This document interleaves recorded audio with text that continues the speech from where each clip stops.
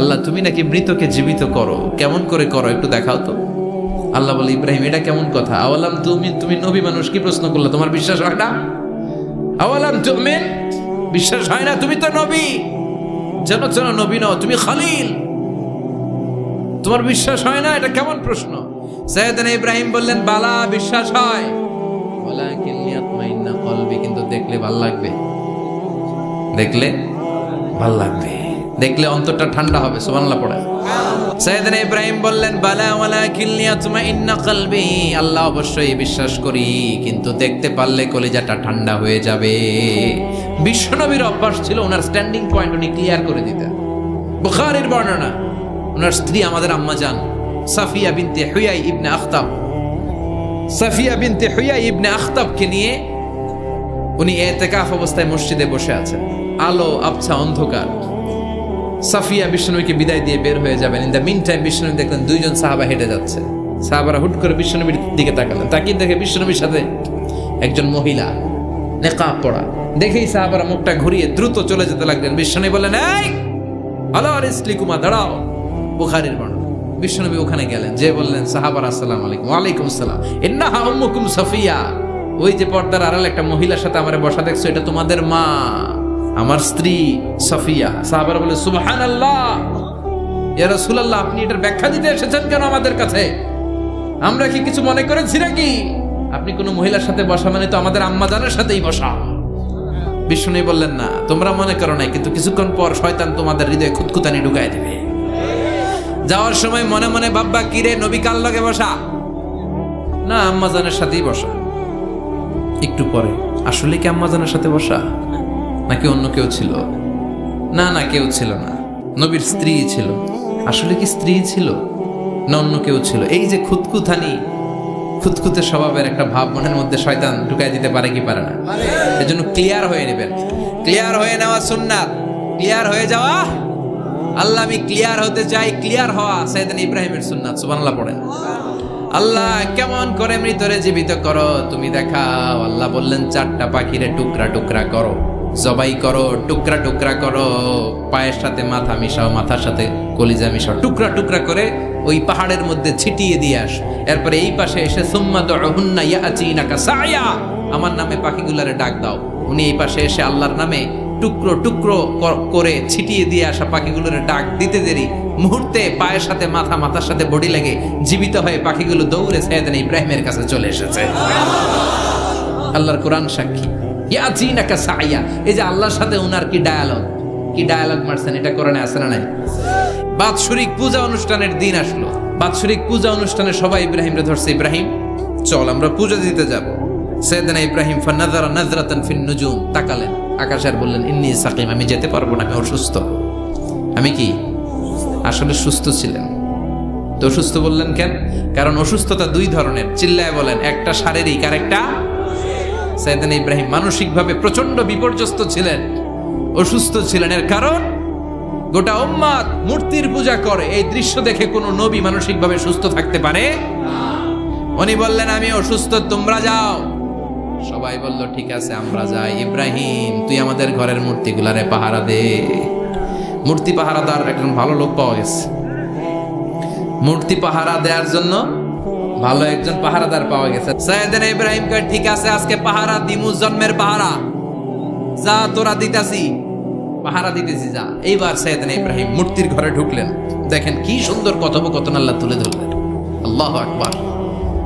মূর্তির ঘরে, দেবীর ঘরে ঢুকে উনি ঘুরে ঘুরে তাকায়, দেখে একটা এমনি হাত আর একটা ব্যাগ, 14-15টা হাত নিয়ে তাকায় আছে। উনি সবগুলার সামনে এভাবে তাকায় আছে।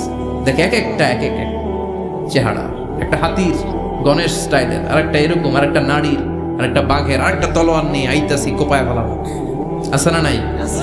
সবগুলোর সামনে যায়, যে যে দেখে আর অবাক হয়, কত ধরনের খোদার কাছে এরা কত কিছু চায়। আর যে দেখে প্রত্যেকটার সামনে ডেজার্টস আইটেম, মিষ্টান্ন, এক একটার সামনে রসমলাই, এক একটার সামনে কালো জাম, লাল জাম, রসগোল্লা, চামচাম, দুধ মালাই, মালাই চপ। আছে না নাই? জিব্বে পানি চলে আসছে নাকি? তো সাইয়েদনা ইব্রাহিম অবাক, কিরে এত মূর্তি, এত ডিজাইন, এত ভাবে এরা অঙ্গভঙ্গি করে আছে, এত খাবার দেয়া, খায় না কেন? সাইয়েদনা ইব্রাহিম ভাবলেন মনে হয় নাগাল পাই না, আমি একটু তুইলা ধরি। উনি রসমলাইয়ের বাটিটা নিয়ে যেটা হা করে আছে ওইটার সামনে যায় কয় খা। কি কয়? বানাই কইতেছি মনে হয়। ফারাগা ইলা আলিহাতিম, মূর্তিগুলোর কাছে গেলেন। ফাকালা আলা তাকুলুন, খাবি না? খাবি নাটারে আমি কিছু খা, কোরআন থেকে বলছি, ঠিক কি না? উনি ভাবলেন ওরা হয়তো খেতে পারে না, নাগাল পাচ্ছে না, কিংবা আমারে দেখে লজ্জা পাচ্ছে। নিজ থেকে রসমলাইয়ের বাটি তুলে ধরলেন। উনি বললেন খা, আর ওগুলা কয় হা হা করে রয়েছে, নড়েও না চড়েও না। উনি মুখের সামনে তুলে ধরে বললেন আলা তাকুলুন, খা। সবগুলার সামনে গেলেন, খা খা। কেউ খায় না, ওগুলো হা করে আছে। সাইয়েদনা ইব্রাহিম বললেন খা, কেউ কথা কয় না। উনি বললেন খাবি না কেন? তাইলে কথা ক। এই যে কষ্ট করে উড়াইলি, মুখের সামনে দিলাম, খাবি না কেন? কথা বল। আলা তাকুলু, খাবি না কেন? কথা বল। মা লাকুম লা তাতাকাল্লামুন, খাবি না কেন? মা লাকুম লা তানতিকুন, হয় খা নয় কথা ক। বলতেই লাগলেন খা খা।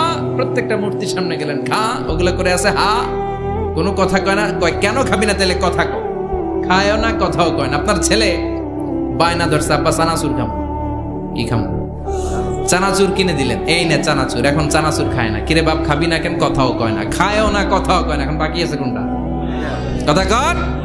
ফারাগা আলাইহিম দারবাম বিল ইয়ামিন, ডান হাতে কোপানো শুরু করলেন। ইচ্ছা মতো ঘুষি কিল মারতে মারতে মূর্তিগুলার সাইজ। ফারাগা আলাইহিম দারবাম বিল ইয়ামিন, এক একটা নবীর হাতে জান্নাতি শক্তি দিয়েছে কে? খা নাইলে কথা ক। খায় না, কথাও কয় না, বাকি আছে। মায়ের মারতে শুরু করলেন। মারতে মারতে সব শেষ। তারপরে খুঁজে পেলেন একটা কুড়াল। কি পাইলেন? কুড়াল দিয়ে এখন মারতে আরো সুবিধা। খালি এটারে এভাবে মারে, ওইভাবে মারে। মারতে মারতে যতগুলো মূর্তি ছিল সবগুলো মেরে বড় মূর্তিটার গায়ে মারতে যাবে। In the mean time stop, না এটারে মারো না। ফাজআলাহুম জুদাদান, সবগুলারে টুকরা টুকরা। ইল্লা কাবীর আল্লাহুম, বড়টা ছাড়া। ওইটারে রেখে দিলেন। আর বুদ্ধি করে কুড়ালটারে বড়টার কাঁধে ঝুলাইয়া দিলেন। বড় মূর্তিটার কাঁধের মধ্যে ঝুলাই দিলেন। ঘটনাটা সুন্দর হয়েছে না? এখন কেমন যেন মনে হয় এটা কোপাইয়া দাঁড়ায় রয়েছে বাপের বেটার মতো। বড় পূজার শেষ, পূজার দিনক্ষণ শেষ। বিকেলবেলা পূজা মণ্ডপ থেকে সব এসে দেখে সর্বনাশ। পাহারাদার ইব্রাহিম কই, আনতা ফাআলতা হাযা বিআলিহাতিনা ইয়া ইব্রাহিম। ইব্রাহিম সর্বনাশ কে কইছে? তুই কইছত নি? কই আইনো, বড়টাই কইছে। ওইটারে জিজ্ঞেস করো। বাল ফাআলাহু কাবীরুহুম হাদা ফাসআলুহুম ইন কানু ইয়ানতিকুন, কোরআন থেকে বলছি, আমি করি নাই। ওই দেখ কুড়ালটা কার কান্দে? বড়টার কান্দে, ওইটারে জিগা। সবাইকে খাইছে। সবাই বলে ইব্রাহিম তুমি কি জানো না এগুলো কথা বলে না? সাইয়েদনা ইব্রাহিম বলে যে এটা কথা কয় না, ওইটার পূজা করস কেন?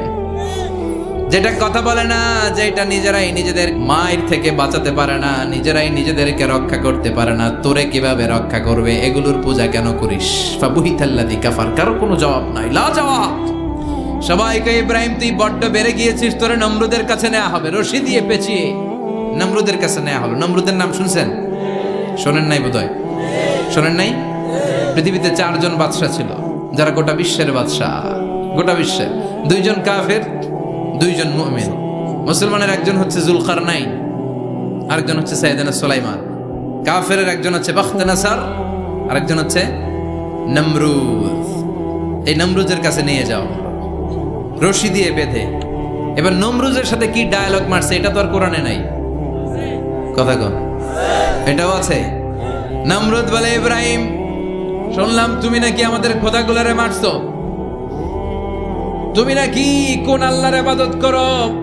তুমি নাকি কোন নতুন রবের তথ্য নিয়ে আমাদের বাবেল নগরীতে আগমন করেছো। আমি ছাড়া কোনো খোদা আছে বলে তো আমি শুনি নাই।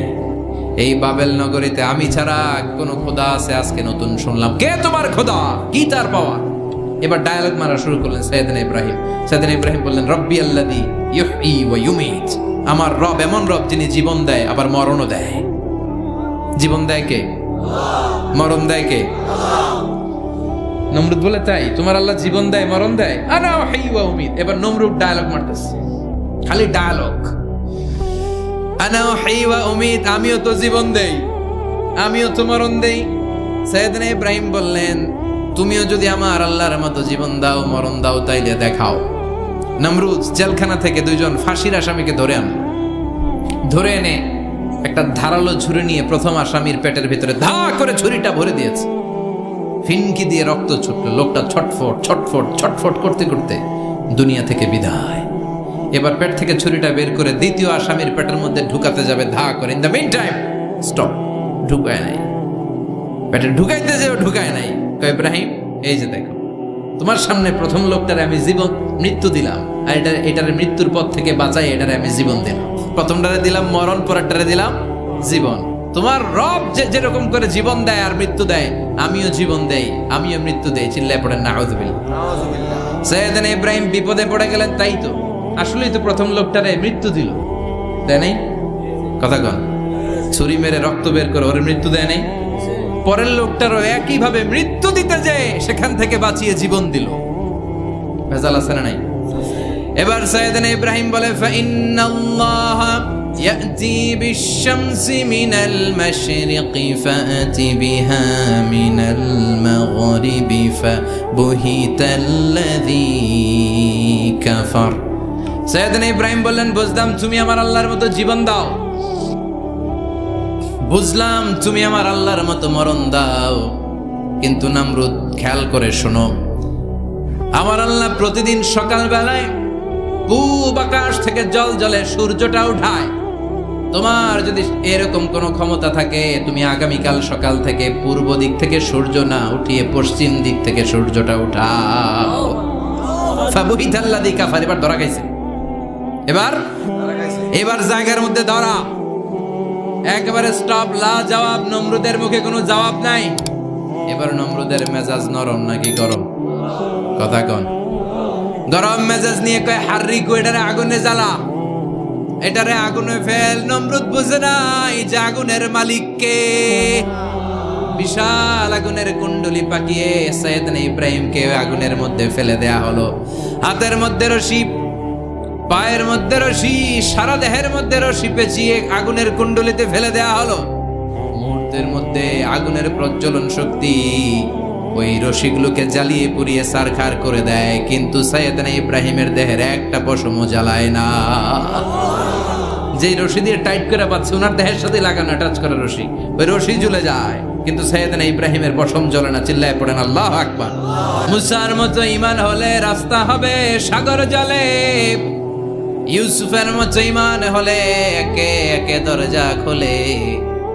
সাইয়েদনা ইব্রাহিমের মতন ঈমান যদি আজও থাকে বিদ্যমান, অগ্নিকুণ্ডে দেখতে পাবে খুবসুরতে ফুলবাগান। ঠিক কিনা? ওই ঈমানটা দরকার। ওই ঈমান যদি ঈমানের মতো হয়, আগুনের কুণ্ডলকে ফুলবাগান বানিয়ে দিবে কে? সাইয়েদনা ইব্রাহিম বসে রইলেন। নমরুদ কয়, আরো আগুন জ্বালা, এলাকার বড় বড় গাছগুলো, তক্তাগুলো কেটে আগুনের কুণ্ডলিতে ফেল। তক্তা লাকড়িগুলো আগুনের কুণ্ডলিতে ফেলা মাত্র দাউ দাউ করে লাকড়িগুলোকে, তক্তাগুলোকে আগুন জ্বালিয়ে দেয়, কিন্তু সাইয়েদনা ইব্রাহিমকে জ্বালায় না। সুবহানাল্লাহ। আগুনের মালিক কে? ওই আল্লাহ আজও আছে না নাই? তিনি আগুনরে অর্ডার করলেন, সৃষ্টির শুরু থেকে তোকে একটা ধর্ম দিয়েছি, সব জ্বালিয়ে দেয়া, পুড়িয়ে দেয়া, আজকে কয়েকদিনের জন্য তোর ধর্মটাকে আমি স্টপ করে দিলাম। চিল্লায় পড়েন আল্লাহু আকবার। কুলনা ইয়া নারু কুনি বারদান ওয়া সালামান আলা ইব্রাহিম। আল্লাহ বললেন, আগুন খবরদার, আমার ইব্রাহিমের গায়ের যেন পশম না পুড়ে যায়, কারণ ইব্রাহিমের সন্তান হবে ইসমাইল, আর ওই ইসমাইলের বংশে আমি পাঠাবো আখিরি জামানার পয়গাম্বার। ইব্রাহিমের জন্য কিছু না হয়, কোন ইবারদা, ঠান্ডা হয়ে যা, কি হয়ে যা, কিন্তু এত বেশি ঠান্ডা হবি না যাতে ইব্রাহিমের সর্দি না লেগে যায়। সুবহানাল্লাহ। কোন আগুন বলে আপনি বললেন কোন ইবারদা, ঠান্ডা হ, আবার কোন এত ঠান্ডা হবি না যাতে সর্দি না লাগে, কেমন ঠান্ডা হবো? আল্লাহ বললেন, সালামান আলা ইব্রাহিম, সালাম হয়ে যা, শান্তির গুলবাগিচা হয়ে যা, এয়ার কন্ডিশন নাতিশীতোষ্ণ হয়ে যা। চিল্লায় পড়েন আল্লাহু আকবার। 40 দিন ছিলেন এই আগুনের কুণ্ডলিতে, কিচ্ছু হয় নাই। সুবহানাল্লাহ পড়বেন না? শেষ জীবনে উনি ওনার নাতিপুতিদের সাথে গল্পের সময় বলতেন যে আমার জীবনে সবচেয়ে আরামদায়ক সময় কাটিয়েছি আমি নমরুদের আগুনের কুণ্ডুলির ভেতরে থেকে। চিল্লায় এখন সুবহানাল্লাহ। তার মানে পুরো আগুনের কুণ্ডুলির গোলবাগিচা বানিয়ে দিয়েছে কে? ওনার জীবনের শ্রেষ্ঠ সময় নাকি এটা, সবচেয়ে আরামসে নাকি কাটিয়েছে এই আগুনের কুণ্ডুলির ভেতরে। চিল্লায় পড়েন আল্লাহু আকবার। এবার আল্লাহ ডেকে বলেন, নমরুদ অনেক হয়েছে, আর না, অনেক চান্স তোমারে দিছি আমি, অনেক ছাড় দিছি, মাগার ছেড়ে দিব না। আল্লাহ কি দেয়? ছাড় দেয়, ছেড়ে দেয় না। মনে থাকবে, আল্লাহ বলে তোরে মারতে আমার কামান লাগবে না, গোলা লাগবে না, ফেরেশতা লাগবে না, তলোয়ার লাগবে না, নমরুদ তোরে মারবো আমি ল্যাংড়া মশা দিয়া। ফারসালাল্লাহু তাআলা বাউদা, আল বাউদাতু জুনদুম মিন জুনুদিল্লাহ। এই মশাগুলো আল্লাহর সৈনিক। কথা কন, এই মাছিগুলো আল্লাহর সৈনিক, এই সাপ আর ব্যাঙগুলো আল্লাহর সৈনিক, এই বাতাস আল্লাহর সৈনিক, এই মাটি আল্লাহর সৈনিক। মাটি যদি কাঁপাকাঁপি শুরু করে বসে থাকা যাবে? কথা কন। ভূমিকম্প হইলে সব দৌড়াদৌড়ি আছে না নাই? আগুন লাগলে দুর্ঘটনা আছে না নাই? বাতাস যদি 70 থেকে 80 কিলোমিটার বেগে ছুটে আসে দুর্ঘটনা আছে না নাই? ফারসালাল্লাহু বাউদা, আল্লাহ একটা ল্যাংড়া মশা পাঠালেন। এই ল্যাংড়া মশা নাকের ভেতর দিয়ে ঢুকে মস্তিষ্কের মাঝখানে যে কামড়াতে শুরু করেছে। মশার কামড় খাইছেন না আপনারা? শীতকালে যখন আমরা কম্বল মোড়া দিয়ে ঘুমাই, কানের সামনে যখন পন পন শুরু করে কেমন লাগে? কি বিরক্তি লাগে না? আবার ছেড়ে টেরে আবার শুই, আবার পন পন। তো পন পনের আওয়াজই আমাকে সহ্য হয় না। ওই মশা নাকি দিয়ে ঢুকে দিকে কামড়া, ওই বেটার কেমন লাগে? কথা কন। নাকের ভিতর দিয়ে মশা ঢুকে ভিতরে কুটকুট কুটকুট করে কামড় মারে। এই কামড় খাইয়া নমরুদ এবার নাচানাচি শুরু করছে। I M A disco dancer. Or dance দেখে সবাই হাসে, একেবারে I M A disco dancer. Or dance দেখে সবাই অবাক। ঘটনা কি? খোদায় লাফায়। এতদিন ধরে সবাই নমরুদরে পূজা করতো আর বলতো নমরুদ সবচেয়ে বড় খোদা, নমরুদ সবচেয়ে। এখন খোদা কি করে? ড্যান্স দেয়। চিল্লা এখন কি দেয়?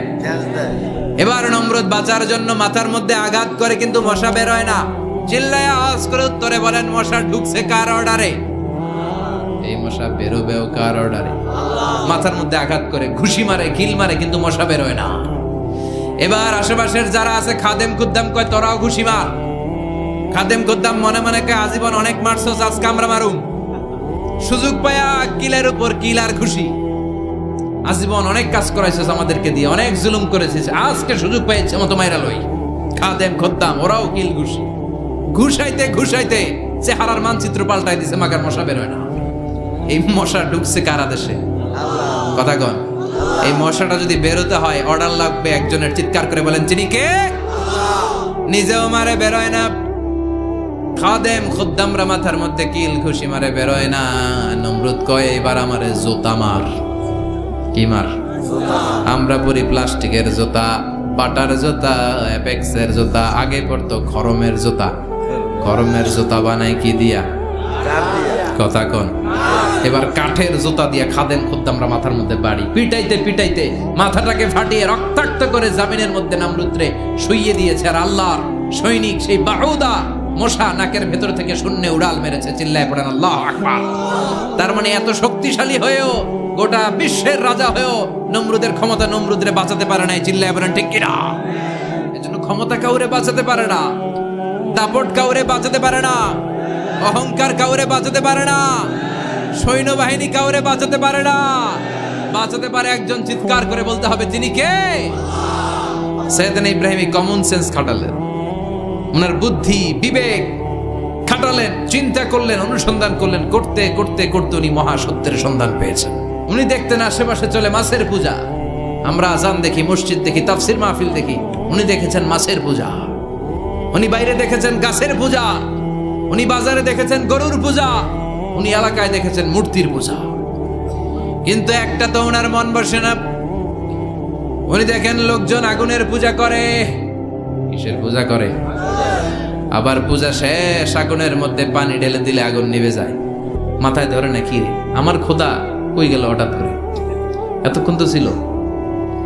ধরে নিলাম ফর এন এক্সাম্পল আগুনটাই আমার খোদা। এতক্ষণ তো আগুন রে নম নম করতো, তো পানি দেওয়ার পরে আমার খোদা গেল? প্রশ্ন আছে না নাই? দেখেন কিভাবে ইন্টেলেক্ট, রেশনাল, সৃজনশীলতার বুদ্ধিমত্তাকে তিনি কাজে লাগিয়েছেন। খেয়াল করেন, আমরা চিন্তা না করে সিলে কান নিচে শুনে দৌড়, আছে না নাই? একটু যাচাই করারও প্রয়োজন বোধ করি না, ভেরিফাই করার প্রয়োজন বোধ করি না। এটা মহামারীর আকার ধারণ করেছে আমাদের সমাজে, সমাজটা শেষ। সাইয়েদনা ইব্রাহিম ভাবলেন, আগুন আমার রব হয় কি করে, এটাতে পানি ঢাললে এটা গেল কই?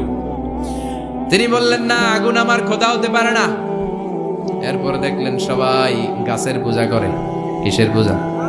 ঘরে যখন লাকড়ি দরকার, গাছ নামক খোদারে কুপাইয়া সাজ করে ফেলে। যারা গাছের পূজা করে, যখন লাকড়ি দরকার, কাঠের দরকার, তখন খোদারে কি করে? কোপায়, কোপায়া সাইজ। তো খোদারে কোপায়, এটা কেমন খোদা? এরপর দেখলেন কিছু লোক গরুর পূজা করে। কিসের পূজা? তো তিনি দেখতে পেলেন গরুর পূজা করে। আবার যখন জুতা বানানো দরকার, গরু জবাই করে ওই গরুর চামড়া দিয়ে জুতা বানায়া পড়ে। তো এইটারে খোদা মানে কি করে? খোদার গায়ের চামড়া দিয়ে জুতা, কত বড় বেয়াদব! চিন্তা করছেন? খোদার গায়ের চামড়া দিয়ে ওই বেয়াদবটা পায়ে জুতা পড়ে। মাথায় ধরে? একটাও সাইয়েদনা ইব্রাহিমের মাথায় ধরে না। এরপর সাইয়েদনা ইব্রাহিম দেখলেন মূর্তির পূজা করে। বিশাল বিশাল মূর্তিগুলোর সামনে দাঁড়িয়ে চোখের পানি ছাড়ে। তো উনার এটাও মাথায় ধরে না, কারণ উনি দেখলেন কিছুক্ষণ আগে এগুলোর মাটি কাদা দিয়ে মূর্তি বানাইছে ওরা। এরপরে ডিজাইন করে এগুলোর সামনে ওম নমঃ পড়ে। তো এইটা ওর খোদা হয় কেমনে? যারা বানাইলো এরাই না মূর্তির খোদা? কথা বলেন, বুঝে শুনে উচ্চার করেন। কাদার মাটি দিয়ে আমি মিজানুর রহমান আজহারি একটা মূর্তি বানালাম। মূর্তি বানিয়ে এটার আগুনে পুড়ে শক্ত বানালাম। এরপর আমি নিজ হাতে রং তুলে দিয়ে ডিজাইন করলাম। এরপরে এটার আমি বসালাম। বলেন তো, আমি এটার স্রষ্টা না এটা আমার স্রষ্টা? এটার বানাইছে কে? মিজানুর রহমান আজহারি এই মূর্তির স্রষ্টা। চিল্লা এখন ঠিক কিনা? তো যেটারে আমি বানালাম এটার আবার ওম নমঃ ভগবতী হবে? মাথায় ধরে না, উনার মাথায় ধরে না। উনি চিন্তা, গবেষণা, অনুসন্ধানের মধ্য দিয়ে সত্যের সন্ধান পেয়েছেন। মহাসত্য এমনি পান নাই। দিন গড়িয়ে রাত আসে। সাইয়েদনা ইব্রাহিম আকাশের দিকে তাকায়, তাকিয়ে দেখে ধ্রুব তারা। কি তারা? সবাই দেখে ধ্রুব তারারে পূজা করে। এবার নিজের সাথে কথোপকথন কি করলেন এই কোরআন সাক্ষী। ফালাম্মা জান্না আলাইহিল লাইলু রাআ কাওকাবান ক্বালা হাযা রাব্বি ফালাম্মা আফালা ক্বালা ইন্নী লা উহিব্বুল আফিলিন। সুবহানাল্লাহ পড়েন। দেখেন নিজের সাথে নিজের বোঝাপড়া। রাত্রিবেলায় যখন ধ্রুব তারা দেখলেন, সবাই পূজা করে, এবার মনে মনে কথা কয়। কেমনে কথা কয়? এই যে শুরু করছিলাম একটু আগে, বললাম না যে মনে মনে কথা আছে না নাই? মনে মনে কথা কয়, কিরে এটা তো সুন্দর, এটাই মনে আমার খোদা। কিছুক্ষণ পর যখন দেখে তারা নাই, কয় না এটা খোদা না, এটা হুদা। এটা কি? খোদাই কি আমার ছেড়ে চলে গেলে চলবে? আমি অসুস্থ হইলে আমার দেখবে কে? অসুস্থ হইলে আমার সুস্থ করবে কে? বিপদে পড়লে আমাকে উদ্ধার করতে হবে কে? তার মানে আমার খোদা আমার ছেলে চলে যায় না, এই তারা আমার খোদা হতে পারে। ফালাম্মা জান্না আলাইহিল লাইলু রাআ কাওকাবান ক্বালা হাযা রাব্বি ফালাম্মা আফালা ক্বালা ইন্নী লা উহিব্বুল আফিলিন ফালাম্মা রাআল কমারা বাযিগান ক্বালা হাযা রাব্বি ফালাম্মা আফালা ক্বালা লাইন লাম ইয়াহদিনি রাব্বি লাআকুনান্না মিনাল কওমিদ দাল্লিন। পড়েন আল্লাহু আকবার। এরপরের দিন যখন চাঁদ দেখলেন, পূর্ণিমার চাঁদ, দেখতে ওইটা তারার চেয়ে ছোট না বড়? কম সুন্দর না বেশি সুন্দর? পরের দিন চাঁদ দেখে তিনি দেখলেন সবাই চাঁদের পূজা করে। এবার আবার মনে মনে কথা, তাইলে ওইটা না এটাই মনে হয় খোদা। আল্লাহর কসম, এগুলো কোরআনে আছে। কিভাবে উনি মহাসত্যের সন্ধান পেয়েছেন সব আল্লাহ কোরআনে তুলে ধরেছে। না না, ধ্রুব তারা আমার খোদা না, খোদা হইলে হবে এই চাঁদ। এটা অনেক সুন্দর। আবার রাতের শেষে চাঁদও নাই, মনে মনে খাইছে, কোথায় গেল কই? উনি খোদা খুঁজে পায় না, খোদা গেল কই? এবার উনি বললেন, হায় হায়, আমি তো বিপদে পড়ে গেছি, খোদা খুঁজে পাই না। আমার আসল খোদা যদি আমারে পরিচয় না দেখায়, আমি তো গোমরা হয়ে যাব।